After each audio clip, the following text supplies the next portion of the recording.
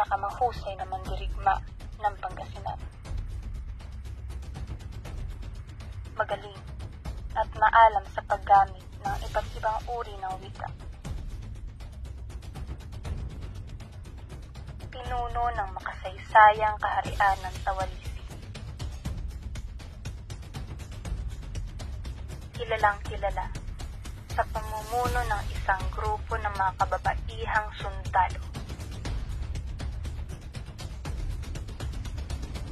Sundalong sanay sa pangangabayo at pakikidigma.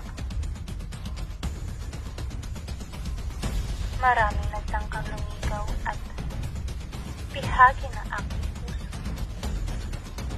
Ngunit ako'y dismayado dahil higit akong magaling pagdating sa labanan.